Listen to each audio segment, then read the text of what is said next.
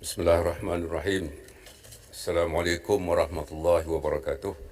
Salam sejahtera. Terima kasih Tan Sri Yang di-Pertua. Saya bagi pihak semua ahli Dewan ingin menyatakan kesyukuran dan tahniah pada Tan Sri kerana dia anugerahkan Tan Sri hari Sabtu lalu. Ya, kami cukup bersyukur dan tahniah diucapkan. Saya menyambung rakan saya Menteri Tugas-Tugas Khas Sabah dan Sarawak untuk memberi pencerahan kepada isu-isu dibangkitkan tentang bidang tugas saya di Jabatan Perdana Menteri. Pertama, saya ucap terima kasih kepada 42 orang ahli yang berhormat yang telah menyertai perbahasan yang ada kaitan dengan tugas saya, khususnya berkaitan dengan hal ekonomi, unit perancang ekonomi. Kita sedia maklum bahawa setiap kementerian akan membuat pemulungan. Hal-hal terperinci berkaitan peruntukan, agihan akan dijawab oleh menteri masing-masing. Jadi saya akan tumpu kepada hal-hal dasar saja. Ya, setiap luar bandar akan dijawab oleh menteri luar bandar, hal usahawan oleh menteri usahawan. Jadi saya tumpu hal dasar saja. Dan kita sudah maklum bahawa pada 18 November Yang Berhormat Menteri Kewangan akan buat pengulungan di Dewan Yang Mulia ini. Saya yakin beliau akan menjawab banyak persoalan yang dibangkitkan, termasuklah agihan peruntukan. Kita di sini banyak membicarakan agihan peruntukan pembangunan yang penting, tetapi kadang-kadang kita lupa ada lagi satu komponen yang lebih besar, iaitu peruntukan mengurus. Umpamanya Kerajaan Pusat bertanggungjawab untuk beberapa hal. Pendidikan adalah tanggungjawab 100% Kerajaan Pusat, kesihatan 100% Kerajaan Pusat, ya, pertahanan Kerajaan Pusat, polis, keselamatan negeri. Oleh demikian sudah semestinya lah sebahagian besar peruntukan itu adalah untuk Kerajaan Pusat, tetapi perbelanjaannya adalah untuk negeri. Jadi Datuk Tan Sri Yang di-Pertua, saya akan menghadkan pencerahan saya kepada hal berkaitan dengan perkara dasar sahaja, dan bagi ahli berhormat yang tak ada dalam Dewan, saya akan ringkaskan penjelasan. Saya tak akan jelas dengan detail. Ada 7 perkara yang ada kaitan dengan saya. Yang pertama ialah agihan peruntukan pembangunan. Saya akan beri sedikit lagi pencerahan. Yang kedua ialah berkaitan agenda pemerakas. Yang ketiga ialah usaha-usaha untuk mengurangkan jurang antara negeri yang maju dengan negeri kurang maju, termasuklah untuk basmi kemiskinan, satu agenda penting yang amat Perdana Menteri. Yang keempat, ya, keseimbangan pembangunan. Yang kelima, projek kereta api laju high speed rail Singapore, KL Singapore. Yang keenam ialah Petronas akhir sekali hal Fedan. Sebelum saya pergi kepada secara detail peruntukan pembangunan ini, saya ingin menjelaskan bahawa dalam kerajaan kita ada apa dipanggil agensi pusat ataupun bahasa Inggeris central agencies. Mana kerja-kerja kementerian ini melintasi semua kementerian. Ini termasuklah Kementerian Kewangan, ya, yang kuasa yang cukup besar, dan peranannya melintasi semua kementerian, dipanggil central agency. Hal-hal perjawatan, umpamanya JPA, ya, hal-hal berkaitan dengan pendigitalan dan juga hal berkaitan memodernkan pentadbiran awam, mampu.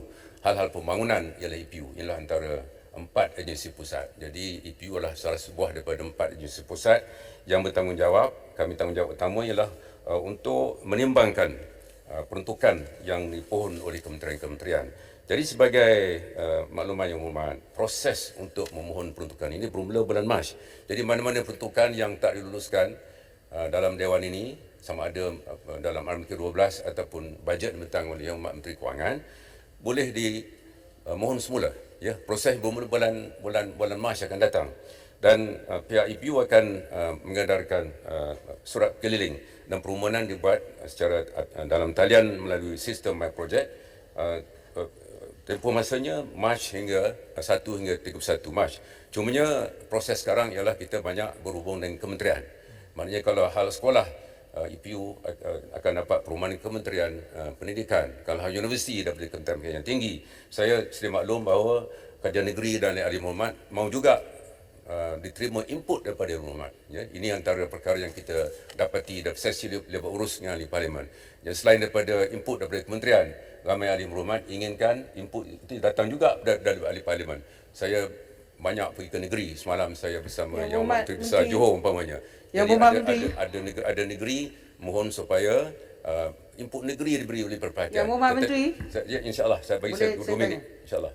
Dan maknanya itu keadaan sekarang. Keadaan sekarang kita ada banyak libat urus, RMK 12, 600 libat urus, ada ahli parlimen, ada ADUN, ada kerajaan negeri.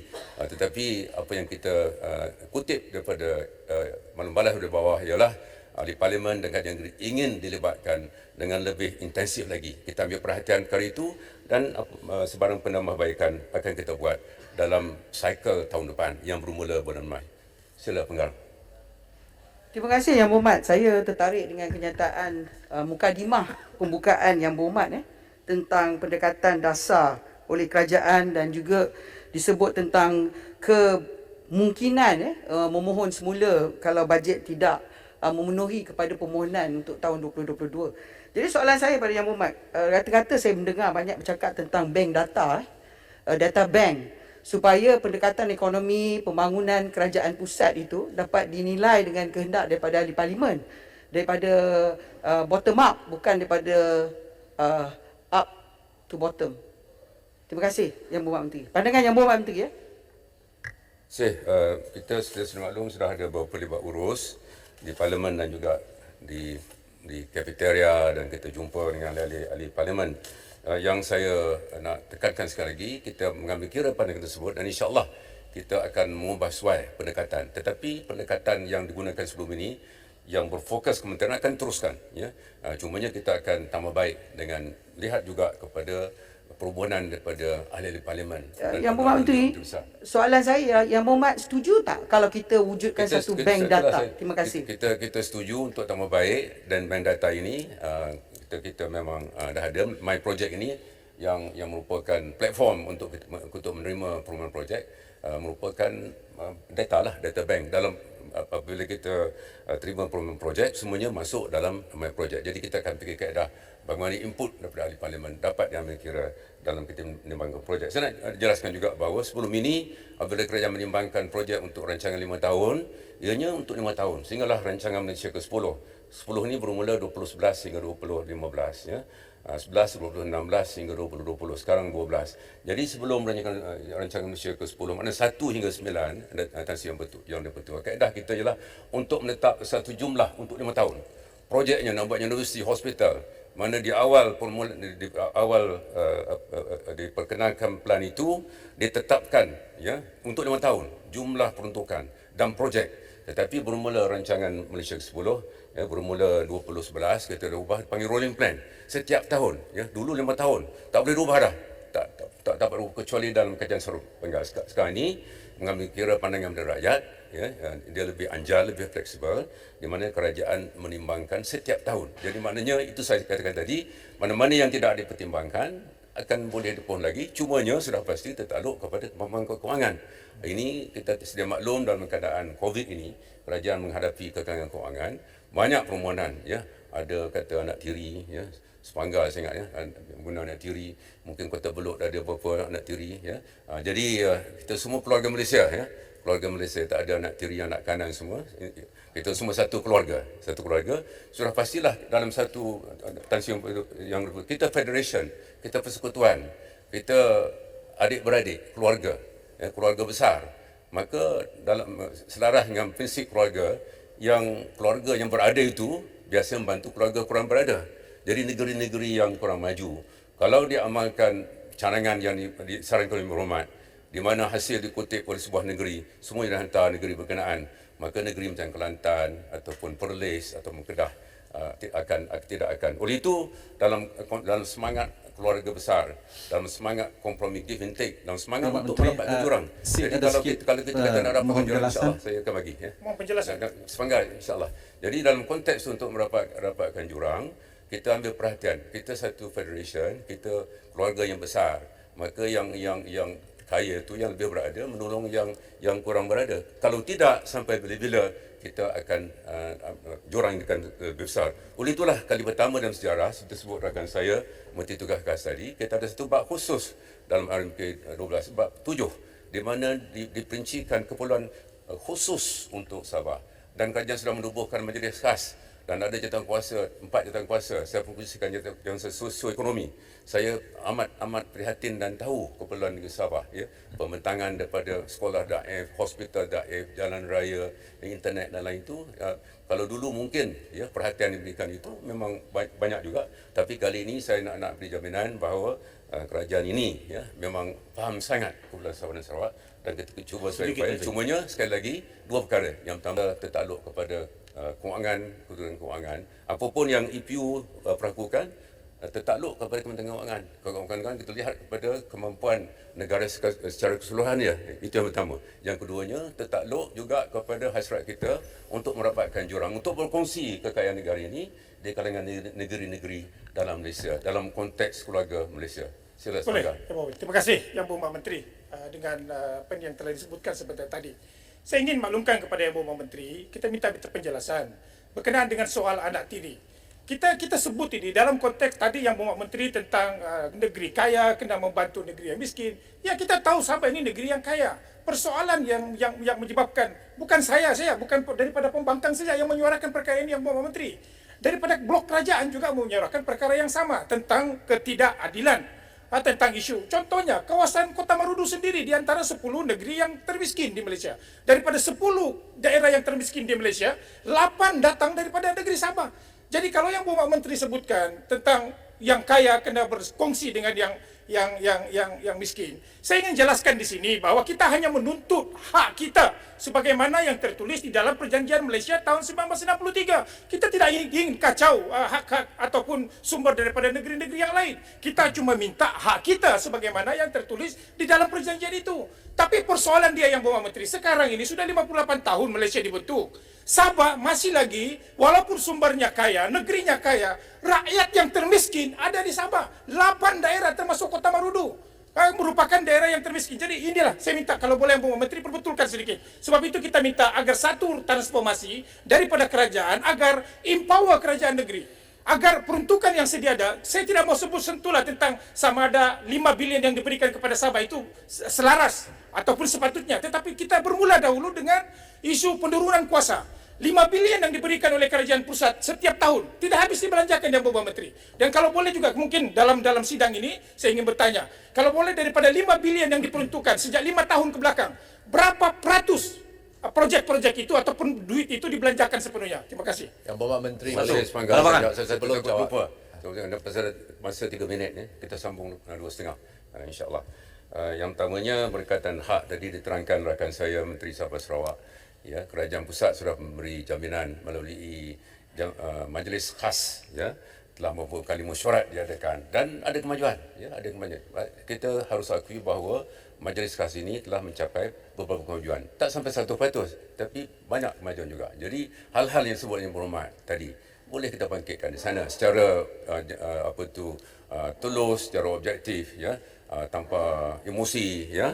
Dan ini kita platform ini, kita ada jawatankuasa pilihan di parlimen, banyak ruang di parlimen, ada majlis, ada wakil kabinet ada. Jadi Yang Berhormat sebagai tambahan sedikit, kalau boleh kita minta dalam parlimen ini agar direkodkan ataupun diberikan maklumat ini dalam 5 tahun ke belakang, tidak payah terlampau jauh lah, 58 tahun ke belakang, 5 tahun ke belakang, daripada setiap tahun perbelanjaan yang diberikan oleh kerajaan pusat kepada negeri Sabah, berapa peratus pelaksanaan yang lengkap. Sebab kita tahu dalam RMK 11 iaitu yang Berhormat Menteri, kita pun tahu telah diumumkan sewaktu pembentangan baru-baru ini, 71% daripada RMK 11 projek-projek tidak dapat dilaksanakan, terpaksa di carry forward ke RMK 12. Jadi sebab itu saya ingin tanya di dalam Dewan Yang Mulia ini, dalam 5 tahun ke belakang, boleh tidak Yang Berhormat Menteri senaraikan kepada kita berapa peratus projek-projek ataupun peruntukan itu yang 100% dibelanjakan sepenuhnya. Terima kasih. InsyaAllah atas yang Ketua, antara sebab kelewatan projek sedia maklum, Menteri Kanan Kerja Raya dan semua menteri-menteri Yang Berhormat Menteri berkongsi dengan kita. Sebab-sebabnya antaranya ialah masalah tanah, masalah kontraktor, ya. Menteri Kanan Kerja Raya 2 hari lepas Yang Berhormat Menteri, Yang Berhormat Menteri sikit. projek sakit menjadi Sabah, ya. Berikan Jadi ini saya antara Bopot. sebab kelewatan projek. Ini pasal ada 1 minit lagi. Ya, Bopot. saja nak tanya, pertamanya, bila tarik mula ditubuhkan jawatan kuasa khas yang Berhormat Menteri sebut tadi, dan bolehkah Yang Berhormat Menteri, saya tahu bukan Menteri JKR tapi peruntukan dijaga. Kenapa masalah berlaku yang kita punya fan Borneo tu terganggu? Disebabkan apa tu ya? Sikit Menteri, kelabakan. Ini satu boleh sambung. yang sejawat ni teruskan sambung jam dulu, 2:30. Ya. Jadi Pemborneo ni kita tahulah ada dua bahagian. Ya, satu Sabah, satu Sarawak. Menteri Kanan Kerja Raja dah bagi penjelasan banyak kali. Baru ni Yang Perdana Menteri ke Sabah untuk melancarkan 3-4 package yang kosnya kira-kira 800 juta ringgit. Ia ada kaitan dengan perubahan pendekatan, ya, kita sedia maklum, dan itu tergendala setahun. Ada juga masalah-masalah pada ini bukan hal itu sebab saya kata tadi, hal terperinci akan dijawab oleh menteri berkenaan. Saya hal dasar, ya, sepanjang pengetahuan saya, yang pertama ialah apabila berlaku perubahan kerajaan, pendekatan baru untuk melaksanakan PEN Borneo bahagian Sabah, ini antara sebabnya. Yang kedua ialah prestasi beberapa kontraktor yang tidak memuaskan. Itu sebabnya kalau kita lihat PEN Borneo Sarawak dengan PEN Borneo Sabah itu banyak beza dari segi prestasinya.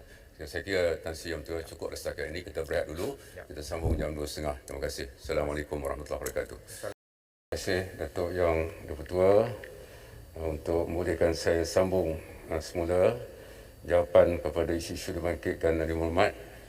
Saya akan, bagi Ahli Berhormat tak ada dalam Dewan, saya akan cakap ringkas saja.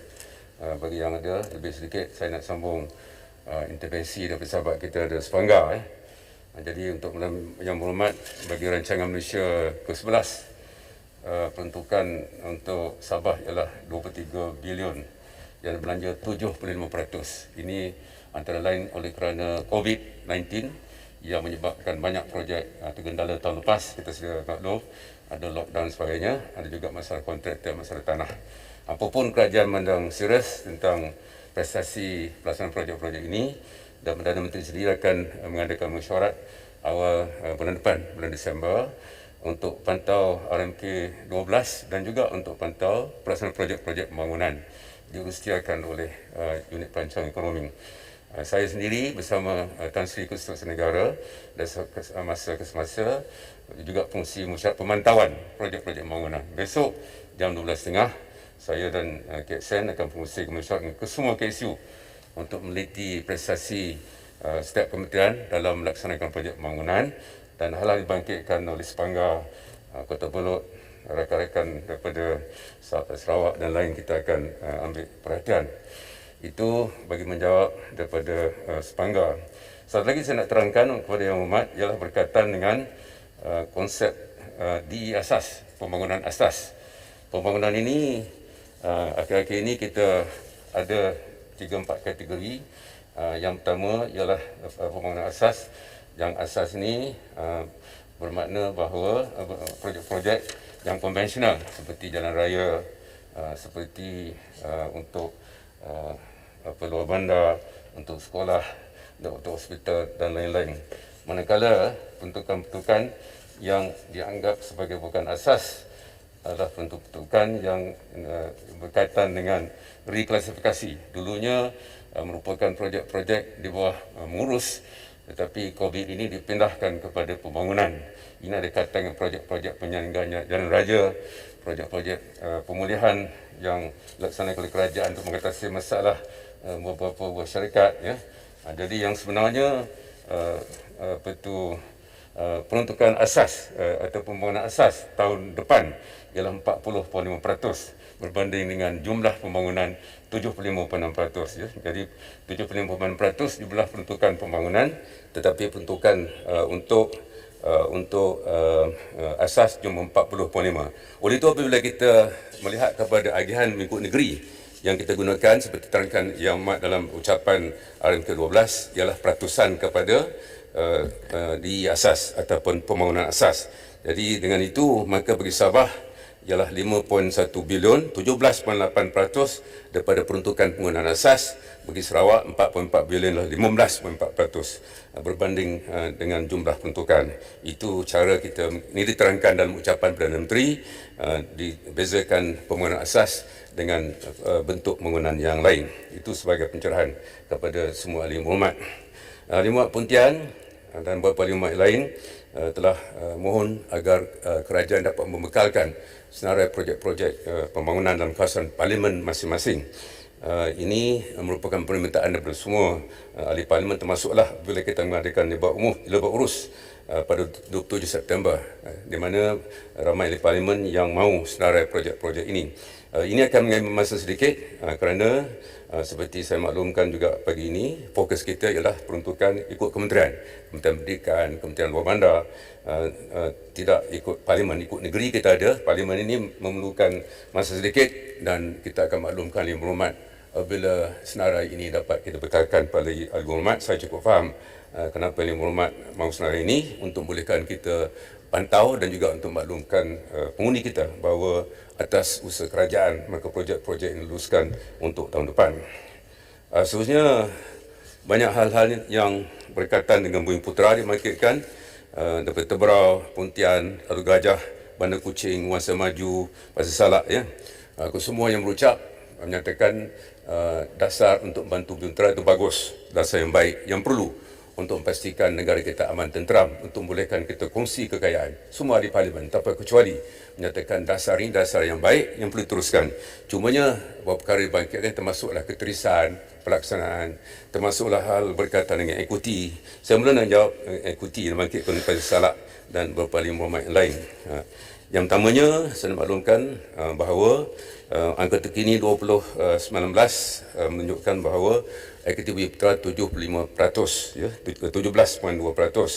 Dan ini adalah antara lainnya disebabkan oleh kerana penjualan aset Bumi Putera kepada bukan Bumi Putera, ada kaitan juga dengan nomini ataupun syarikat-syarikat yang tidak mengisytiharkan pegangan mereka, dan terkini kita nomini ini ada kira-kira 12%. Untuk itu kerajaan bercadang untuk meminda akta syarikat, juga akta berkaitan dengan SPRM untuk memastikan bahawa pemilik saham dikendaki untuk mengisytiharkan ultimate shareholder dengan izin, supaya kerajaan dapat mengetahui siapa sebenarnya yang memegang saham nomini ini.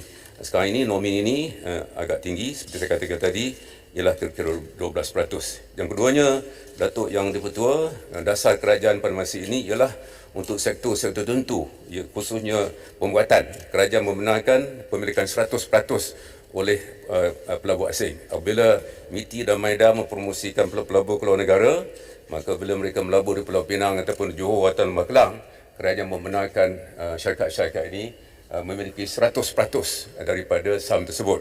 Oleh hal demikian, pemilikan asing kekal berada pada tahap kira-kira 45%. Maka apa yang saya nak katakan di sini ialah dua perkara. Yang pertama memang adalah mencabar untuk meningkatkan pegangan ekuiti Bumi Putera melebihi 17%, antara lainnya kerana ada kecenderungan untuk Bumi Putera menjual aset mereka kepada bukan Bumi Putera.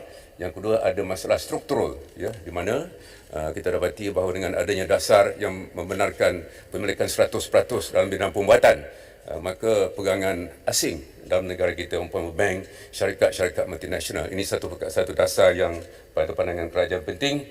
Kenapa dalam kita menghadapi saingan, kalau kita tidak benarkan syarikat-syarikat asing dalam bidang high-end manufacturing dan izin, ataupun dalam bidang digital umpamanya, di mana kita kekurangan orang tempatan, maka sukar untuk kita menarik pelabur asing. Jadi itulah antara sebab kenapa sukar untuk kita menaikkan ekuiti Bumi Putera. Dalam pada itu, kita sedar bahawa ini adalah dasar yang penting kerajaan, dan kerajaan akan terus berusaha memastikan bahawa dasar Bumi Putera ini dapat kita capai. Keterangan terperinci mengenai Bumi Putera ini akan diterangkan oleh kementerian-kementerian lain. Kenapa? Kerana MARA umpamanya di bawah Kementerian Luar Bandar, satu agensi yang amat penting dalam memperkasakan Bumi Putera. Menteri Jabatan Menteri juga ketua khas teraju dan peneraju sebagai contoh, ya, itu berkaitan dengan ekuiti. Seterusnya mengenai kemiskinan yang banyak disentuh oleh ahli berhormat, ya, antaranya ialah Lalu Gajah, ya, ramai yang saya tak baca sini, Bukit Mentajam, Kuantan, Bandar Kuching, Hantuah Jaya, Lanang, Penampang, Sibuti, Batu Kawan, Kinabatangan, Parit, Permata Ampau, Dungun, Pandan, Hulu Selangor, Stampin, Batan Rupa, Selangau, Teluk Intan, Pasir Gudang, Kepong, Sungai Buloh, Merbuk.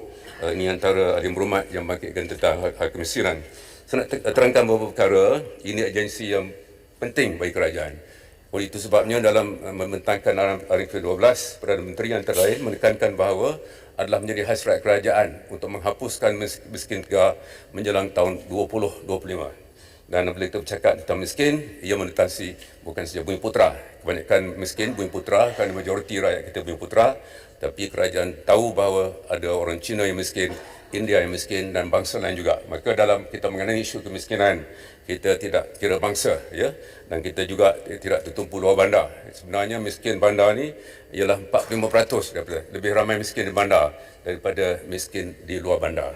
Jadi saya nak tekankan bahawa agenda untuk menangani kemiskinan, saya nak bagi jaminan kepada semua yang berhormat, ya, kita tidak mengenal kulit atau bangsa ataupun agama.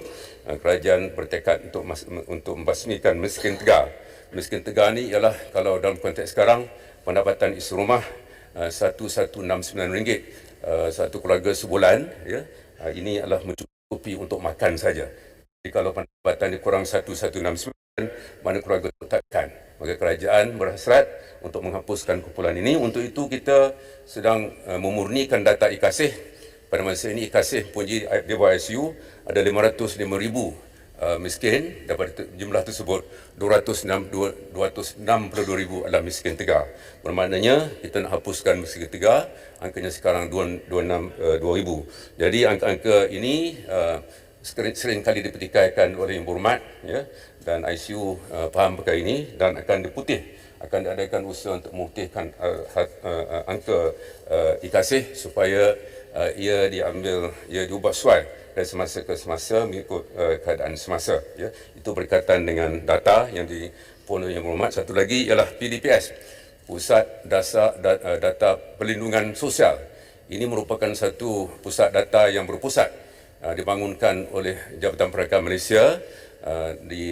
Dasarnya ialah bawah ICU. Keduanya ini bergabung dan dalam masa terdekat, bulan ini ataupun bulan depan, akan lancarkan Perdana Menteri, di mana semua bantuan yang diterima oleh kumpulan miskin akan terdapat dalam pekalan data ini. Ya, pekalan data ini akan menjadi rujukan yang penting dalam menyampaikan bantuan. Semua bantuan kebajikan masyarakat, beasiswa diterima, bantuan perhatian nasional, semua sekali OKU akan termasuklah bantuan insya-Allah setahun nanti oleh kerajaan negeri juga NGO. Jadi apabila adanya data berpusat ini juga mungkin yang dimaksudkan oleh Yang Berhormat Datuk Speaker semasa bertanya soalan pagi tadi. Jadi memanglah kita sedar bahawa data ini penting. Jadi untuk menangani kemiskinan, yang pertama ialah laksanakan tanpa mengira kaum. Yang kedua, kita akan gunakan data berpusat. Satu, IKASIH yang akan dimurnikan dengan kerjasama ahli parlimen juga. Yang kedua, PDPS, Pusat Data Perlindungan Sosial. Satu lagi saya nak maklumkan Yang Berhormat, oleh kerana agenda yang besar, maka kerajaan sudah buat keputusan bahawa kita sebagai projek rintis akan memilih dua kawasan sebuah negeri. Dan bagi negeri Sabah Sarawak akan ditambah bilangan kawasan tersebut. Kita akan menggunakan kaedah baru untuk atasi miskin tegar. Kaedah baru ini akan mengumpulkan ke semua jabatan kerajaan, universiti, NGO, ya, Majlis Agama Islam, individu. Sekarang ni tak apa bersepadu, ya. Jadi kita akan pilih, ya. Semalam saya ada pada Johor dan kita melawat 1-2 kawasan. Kerajaan negeri bersama ICU akan memilih 2 kawasan setiap negeri. Bagi Sabah Sarawak mungkin 4-5, dan kawasan-kawasan ini kita akan bagi tumpu 2 tahun. Jadi program ini bukan one off. Kita akan bagi tumpuan kepada program-program akan menjana pendapatan. Bersama dengan Parlimen Sikh, ya, saya melawat Sikh seminggu lepas. Kita pergi kampung, kita melihat bagaimana pihak NCIA, ya, sedang melaksanakan program bernama Kasih Ibu Darul Aman, di mana diberikan bantuan pada masa yang sama, diajar mereka menjahit, diubah minda mereka. Jadi ini pendekatan yang akan dimulakan awal tahun depan. Satu negeri, dua kawasan akan dipilih, dan kita akan pastikan bahawa pendekatan bersepadu. Kalau sebelum ini kita bekerja sebagai silo, masing-masing, jabatan ini, jabatan itu, negeri, NGO lain, universiti lain. Jadi kita sudah pun mengadakan mesyuarat pertama dan Menteri. Pak Salah. Okey, terima kasih. Menteri, terima kasih. Kepada Menteri dan juga kepada Speaker, bercakap soal kemiskinan di kampung-kampung, di bandar ni. dah lama dah. Berpuluh-puluh tahun lagi. Saya rasa yang menyebabkan tidak selesai, tak dapat kita mengatasi masalah ini kerana kita tidak mengadakan peluang ekonomi kepada mereka. Peluang yang memberikan mereka pendapatan. Bagaimana untuk mewujudkan pendapatan ini? Mereka mestilah diberikan peluang pekerjaan nombor satu. Kedua, peluang berniaga ataupun sebagai pengusaha. Bagaimana nak mewujudkan peluang perniagaan ni? Apa produk yang nak dikeluarkan, apa produk yang nak diusahakan? Di kampung tidak ada. So, kerajaan mesti membawa perancangan di mana orang-orang kampung yang miskin-miskin ni, miskin tegar ataupun tak miskin tegar, dapat menjalankan perusahaannya sebagai pengusaha mengeluarkan produk-produk tertentu. Saya mungkin mencadangkan supaya orang-orang kampung ini yang miskin tegar ni menjadi orang-orang yang boleh mengeluarkan bahan-bahan kepada pengusaha-pengusaha yang besar-besar. Mereka menjadi vendor kepada pengilang-pengilang, kepada gedung-gedung. Selalunya gedung-gedung besar ni, kilang-kilang besar, mereka memerlukan berbagai-bagai komponen produk mereka. Dan sebahagian daripada komponen produk mereka ini boleh dikeluarkan di luar bandar, di kampung-kampung. Dia ajar orang kampung itu untuk menghasilkan produk-produk komponen kepada kilang-kilang besar. Jadi adalah mereka peluang untuk bekerja dan juga berniaga. Ini diamalkan di Jepun umpamanya. Kilang-kilang besar di Jepun seperti Mitsubishi ke, Isuzu ke, Toyota ke dan sebagainya. Komponen kepada produk-produk mereka itu yang berjumlah beratus-ratus komponen, kecil dan besar, dibekalkan oleh vendor-vendor di luar bandar ataupun di tempat lain. Tak semestinya kilang itu sendiri mengeluarkan. They don't produce their own components of product. Certain components of the products are being produced by the vendor. So you create vendor, you create opportunities kepada mereka. Ini tak dibuat. Asyik-asyik semua ni, vendor-vendor ni semua diletakkan di bandar-bandar besar. Kalau umpamanya kilangnya di Selangor, vendor pun di Selangor. Kalau kilangnya di seberang perai, vendornya pun di seberang perai. Kalau di Johor Bahru, di Johor Bahru. Why can't we encourage and give more incentive kepada pengusaha-pengusaha kilang-kilang besar ni untuk bawa peluang ini kepada masyarakat di luar bandar? Then you can create job. Wujudkan peluang pekerjaan, peluang perniagaan. Soalan Yang Berhormat. Soalan saya ialah, kenapa kerajaan tak sampai ke peringkat itu? Perancangannya, economic planningnya. Sama ada EPU ataupun UPEN di tiap negeri, begitulah. Sampai hari ini saya sedih melihat. Kalau ada projek baru daripada Jepun lah, daripada Korea lah, daripada Jerman lah, daripada mana-mana pun, semuanya ditumpukan kepada pusat-pusat bandar. Anda nak mengeluarkan komponen-komponen pun di dalam bandar juga. So what are we going to do? Apa peluang yang kita boleh bagi kepada orang kampung? Tak ada. So a new policy, I hope, with the new minister in charge of economic policy ini, dapat merancang perancangan yang lebih hebat, yang memberi peluang kepada orang kampung, miskin tegar dan lain-lainnya. Ini harapan kita.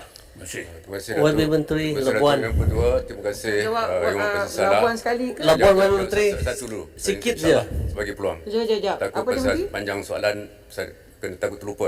Betul yang betul. Saya jawab Yang satu. Berhormat nak jawab dulu pasal salah. Pasal salah. Tunggu je Wari. Terima kasih atas Labuan. keperhatianan Pasal Salak terhadap isu kemiskinan. Kita semua di Parlimen prihatin perkara ini.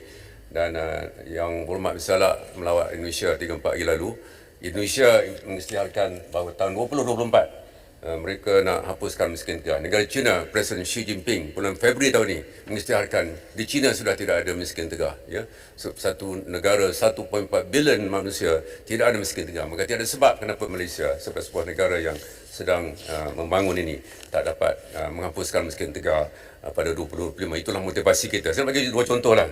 Yang pertama di kampung Sungai Melayu, Johor Bahru, ya, di negeri Johor, negeri Datuk Yang di-Pertua.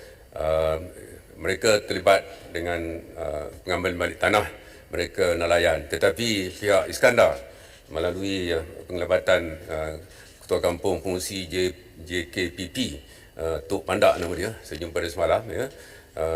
Dia di sana berlaku peningkatan 50%. Mereka nelayan miskin apabila diperkenankan ekoturism itu bukan koperasi, ya.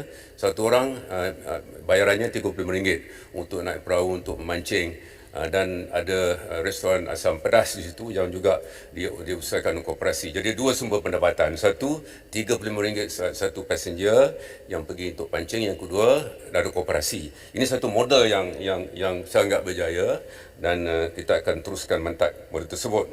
Di SIG, ya, Kasih Ibu Darul Aman, RM250 diberi dalam bentuk makanan bulanan, bukan cash, diberi kad, ditunaikan di kedai tertentu dan dilatih, ya. Mariam namanya, lawat 2 minggu lepas, ya.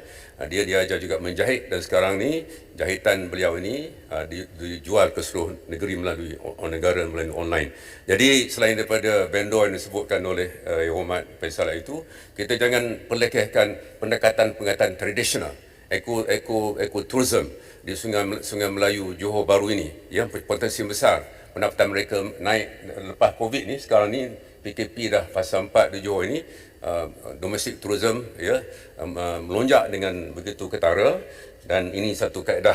Maknanya kita kena pertanian umpamanya, ya, satu setengah tempat pertanian. Kita bincang mengenai SIG umpamanya, bukan sahaja pertanian, pelancongan pun ada di, ya, Tasik juga ada di SIG.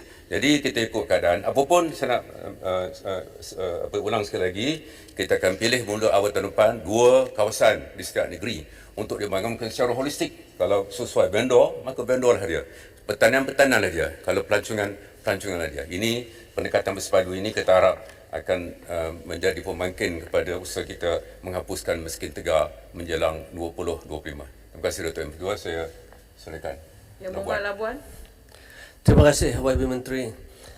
Dalam ucapan saya ada bertanya dan meminta supaya produk metanol yang dimiliki oleh Petronas Metanol di Labuan untuk tidak mengekspor cuma metanol ke luar negara, tetapi sebahagian besarnya dijual kepada industri hiliran yang sepatutnya Petronas galakkan ataupun pastikan diadakan di Labuan. Sebab ini satu-satunya industri yang saya rasakan Labuan mempunyai kekuatan ataupun comparative advantage dibandingkan dengan kawasan-kawasan industri yang lain. Jadi bolehkah kerajaan minta Petronas untuk adakan polisi ini supaya sebahagian daripada produk metanol itu disalurkan ke industri hiliran di Labuan seperti mana yang di-encourage di Pengerang. Terima kasih.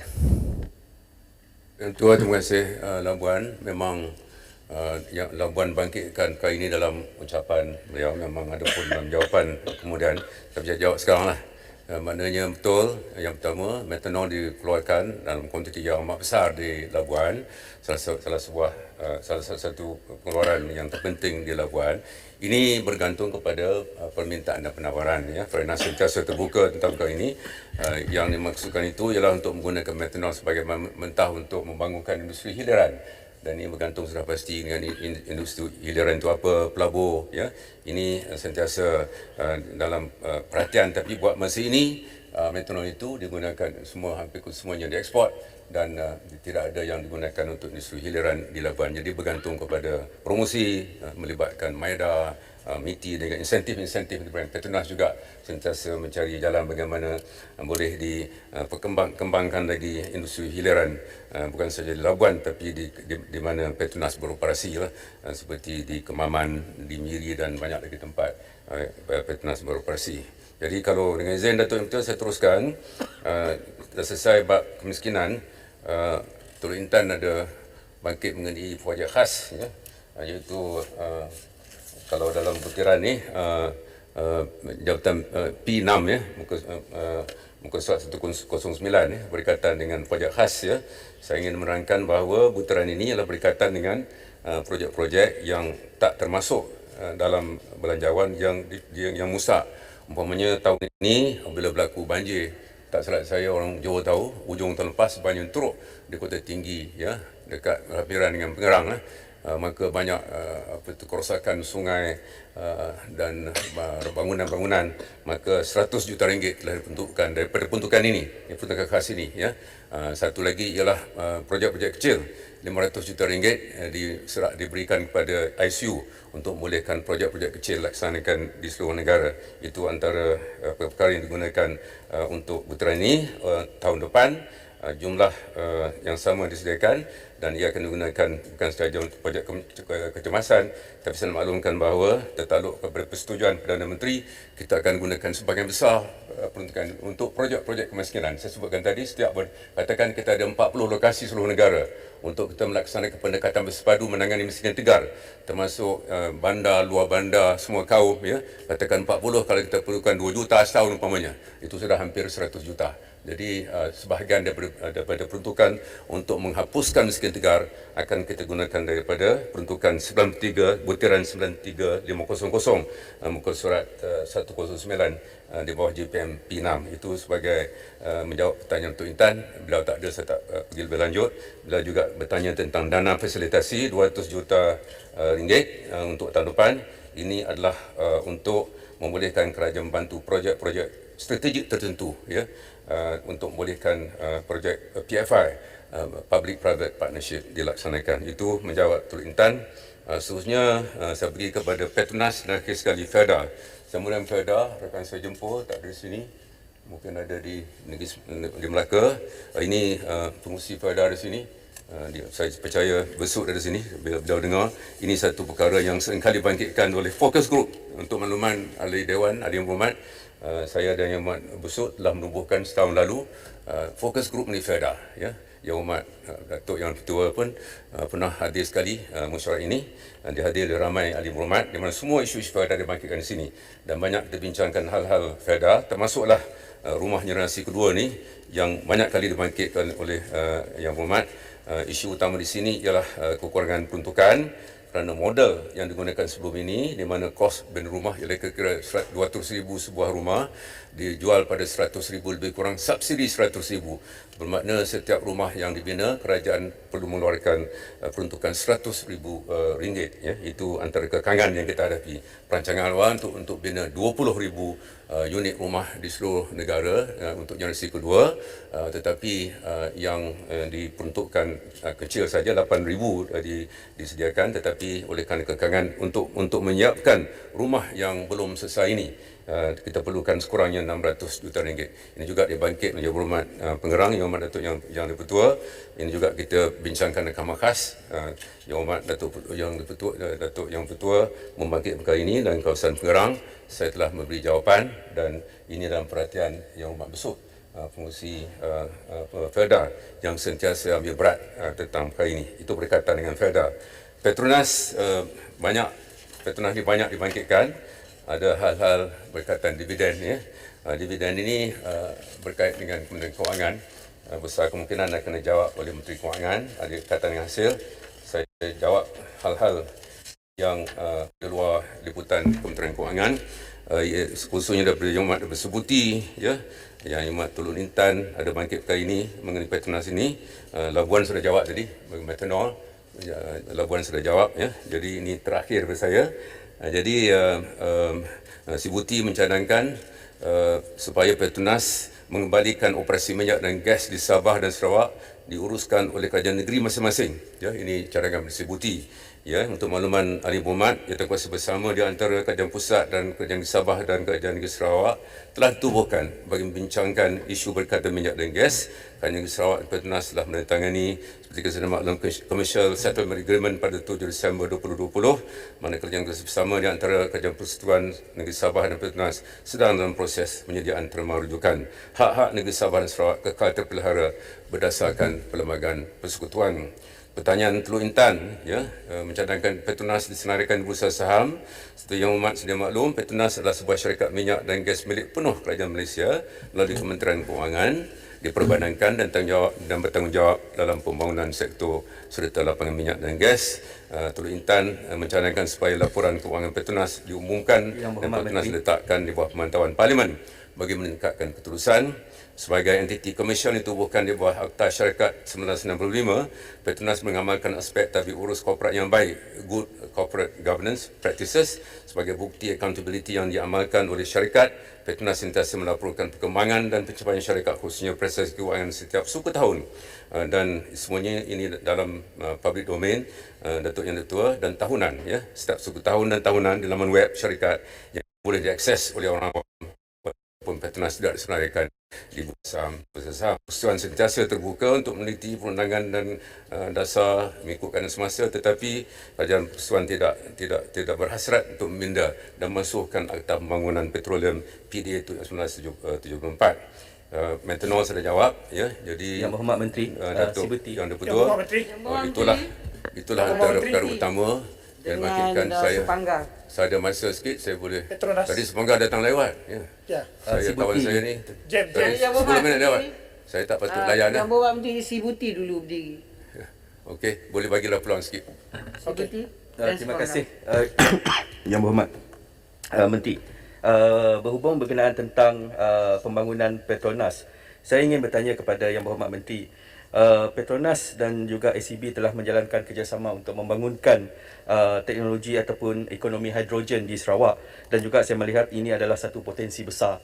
Tetapi berdasarkan jawapan Menteri Mosti beberapa minggu yang lepas, saya mendengar bahawa pembangunan ekonomi hidrogen ini hanya tertumpu kepada hidrogen kelabu, bukannya hidrogen hijau. Dan juga berkenaan dengan Petronas, saya ingin mengetahui sejauh manakah Petronas mempunyai pelan jangka panjang untuk pembangunan industri minyak dan gas di Sarawak, memandangkan saya tidak dapat melihat pun satu pelan yang konkret untuk khusus bagi negeri Sarawak.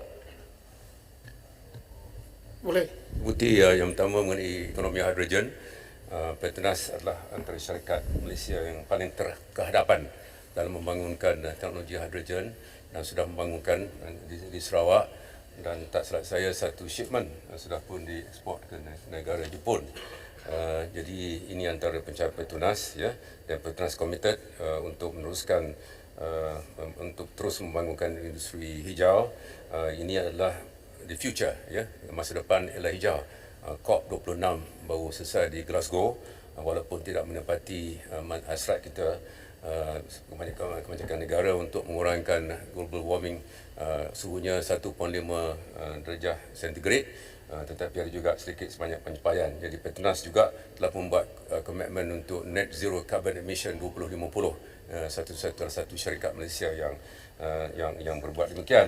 Jadi kita amat bangga dengan apa yang Petronas buat, dan kita yakin Petronas akan terus berusaha bukan saja untuk membangunkan ekonomi hidrogen di Sarawak, tetapi juga mempelopori beberapa teknologi baru. Petronas sebuah syarikat yang inovatif yang telah memperkenalkan beberapa pembaharuan dalam pengurusan dan juga dalam teknologinya. Berkaitan dengan Sarawak, ya, seperti disebutkan tadi, ada jawatankuasa bersama antara pusat dan Sarawak, banyak platform, ya. Yang pentingnya perlu ada libat urus dan pertemuan, dan saya yakin rakan-rakan kita Sarawak sedar bahawa hubungan antara Petronas dan Sarawak baik dan semakin baik, dan ini adalah untuk kepentingan bersama sesuai dengan semangat MA63, ya. Kita dah bagi jaminan bahawa kita akan pastikan bahawa hak Sabah dan Sarawak dalam MA63 akan terpelihara. Ini Menteri Undang-Undang di sini, saya tak pandai nak pergi cakap lebih itu, ya. Yang lebihnya tanya daripada Menteri Undang-Undang. Terima kasih. Semoga boleh. Sepakar. Okey. Terima kasih Yang Berhormat Menteri. Terima kasih Datuk Yang Pertua. Kian tahun kita sering melihat Petronas sering mengumumkan pendapatan yang mereka perolehi hasil daripada kerja-kerja yang mereka peroleh baik dalam ataupun luar negara. Tapi untuk bersifat adil kepada negeri-negeri yang mengeluarkan sumber petroleum ini, bolehkah Yang Berhormat Menteri memberikan for the benefit of all the MPs khususnya daripada Sabah dan Sarawak dan juga untuk negeri-negeri pengeluar minyak, bolehkah Yang Berhormat Menteri memberikan kepada kita pecahan mengikut negeri sumber pendapatan yang diperolehi oleh Petronas mengikut negeri-negeri pengeluar minyak? Terima kasih. Datuk Yang Dipertua, mengenai bayaran perseratan negeri oleh Petronas, setengahnya direct kalau Sabah Sarawak, setengahnya secara tak langsung. Bukan pendapatan Datuk Yang Berhormat Menteri. Maksud saya ni hasil yang diperolehi oleh Petronas yang diambil daripada negeri-negeri pengeluar minyak. Itu maksud soalan saya. Okey, itu berbeza. Satu ialah bayaran tunai ataupun berkaitan dengan minyak. Satu lagi ialah hasil. Saya kira saya tidak ada jawapan tapi kita sering maklumlah bahawa semakin banyak hasil minyak gas datang daripada Sabah, kebanyakan daripada Sarawak. Angka-angka tidak ada, saya tidak ada, tapi lebih kurang 30, bertulis pun boleh Yang Berhormat Menteri. 30 lah lebih kurang, 40% lebih Sarawak, 30 kira-kira Sabah dan Semenanjung ke 30% itu. Ada angka-angka yang tepat ya, pengeluaran minyak gas ini, tapi saya tidak ada yang tempat. Tapi itulah minta bertulis tak apa. 30, 40, 30. Tapi itulah lebih kurang. Tak bertulis tak apa, itulah lebih kurang ya. Jadi satu lagi yang saya lupa, Yang Berhormat Pasir Mas ada bertanya berkaitan dengan ini, ada orang Kelantan memberikan untuk minyak bagi negeri Kelantan. Saya nak maklumkan Parlimen Pasir Mas yang tak ada di sini malam tadi, saya bercakap beliau melalui telefon bagi Yang Berhormat Menteri Besar ni Kelantan. Aku jumpa dengan Perdana Menteri dalam sedikit masa lagi, macam mana di Sabah Sarawak kita ada MA 63, maka dalam konteks kerajaan, kebersamaan dalam satu kerajaan ya, parti gabungan PAS dan Bersatu dan UMNO ni, maka dalam konteks itu, dalam konteks keluarga Malaysia, Yang Perdana Menteri akan Gaduh sakan sekarang ni. mengada pertemuan dengan Menteri Besar Kelantan dalam tempoh terdekat. Itu jawapan pada Yang Berhormat Pasir Mas. Terima kasih. Terima kasihlah Datuk Yang Bertua. Sepokok sana dia tak ada soalan apa. Baru habis banjir tanya, dan saya ucapkan terima kasih kepada semua Yang Berhormat Yang Berhormat Menteri, hal berkaitan unit perancangan ekonomi. Yang Berhormat Menteri, Dan saya nak maklum sekali lagi kepada Sepanggar, besok saya akan ada mesyuarat dengan semua KSU bersama KSN untuk menghalusi prestasi pembangunan, dan Perdana Menteri sendiri akan mengadakan mesyuarat bertahap pemantauan. Bolehkah sebelum tutup Si Buti dengan Beaufort nak tanya lagi. Boleh? sikit je tentang Petronas Yang Berhormat Menteri. Boleh ke dah tak boleh? Okey, satu last one. Last yang mana? Beaufort ke si Buti? Dua-dua sekali lah Dua-dua bagi. sekali. Sikit Beaufort je. dan Bagi Beaufort Beaufort juga. last. Beaufort last. Si Buti sikit je. Beaufort Petronas. last. Jadi macam mana? Okey. Saya rasa Beaufort, Saya Beaufort. dululah bagi. Beaufort kah dulu si Buti kah? Dia kata Beaufort. Beaufort Okey. dulu. No to si Terima Buti, kasih. yes to Beaufort. Terima kasih Datuk Yang Dipertua dan terima kasih Yang Berhormat Menteri. nak juga. Saya Sikit tadi ada sikit. mendengar tentang kemiskinan ni berada di luar tadi, jadi tak sempat masuk solat ya. Jadi saya nak bertanya, saya dengar tentang 4 kawasan untuk projek rintis ni. Tapi kalau mengikut data yang dimaklumkan kepada kita semua, bahawa 10 daerah yang miskin dalam negara kita ni, 8 itu terdapat di negeri Sabah. Termasuklah sahabat saya punya kawasan daerah Kudat ni. Jadi apabila kita melakukan kerja-kerja projek rintis untuk basmi kemiskinan ni, bagi saya lah, kalau kita mau benar-benar dia berjaya, mesti kita fokus kepada kawasan-kawasan dikenal pasti kawasan daerah yang termiskin ini, rather than kita go all over, at the end of the day, result still the same. Jadi, bolehkah saya mencadangkan? Pertamanya, kalau kita nak buat program ini, kenal pasti kawasan yang memang sudah sebagai kawasan sasaran kita. Fokus kepada kawasan yang dikenal pasti kawasan yang miskin. Bagaimana kita dapat merubah nasib rakyat di kawasan-kawasan tersebut? Keduanya, saya minta supaya kerajaan melihat daripada segi strategi kita untuk basmi kemiskinan ni, supaya not everybody wants to become heroes. Artinya, janganlah semua kementerian nak buat kerja-kerja yang sama ni. Kita fokus mana kementerian ataupun agensi yang bertanggungjawab untuk melaksanakan ni, supaya kerja kita nanti akan kelihatan resultnya, keputusannya yang seperti mana kita sasarkan. Instead of kita buat setiap tahun, setiap 5 tahun, tetapi akhirnya sama juga, tak mencapai kejayaan. Gerak kerjanya Terima kasih. gagal dari dulu, Datuk. Terima kasih, Wafat. Yang soalan kedua tadi saya dah sebut dah. Tapi masa tu Yang Berhormat ada tugas lebih besar solat. Jadi saya ulang kita akan bekerjasama dengan Kerajaan Negeri. ICU ada pejabat di KK dan seluruh negara, ketua pengarah ICU dan ICU sudah pun mula mengenal pasti, tetapi akan bincang dengan Kerajaan Negeri. Yang pertama, yang keduanya akan dipilih kawasan-kawasan yang paling miskin. Itu garis panduan. Dan bagi Sabah Sarawak kerana negerinya besar, kita awalnya mencadangkan 4 kawasan yang termiskin kawasan, bagi negeri-negeri lain 2 kawasan. Ini sudah pun dimaklumkan oleh kebanyakan menteri besar, dan maknanya ICU pusat akan bersama-sama dengan menteri besar kerajaan negeri untuk kena pasti kawasan berkenaan, dan kawasan itu ialah kawasan yang paling miskin lah. Jadi itulah mengenai satu lagi soalan. Pak Menteri, Yang satu soalan berkaitan dengan holistik, kita sudah jawab tadi semua. Tak ada dah pertindahan. Ini tahun depan kita nak mula kaedah baru. Kadang-kadang 2-30 organisasi tumpu sempat saja.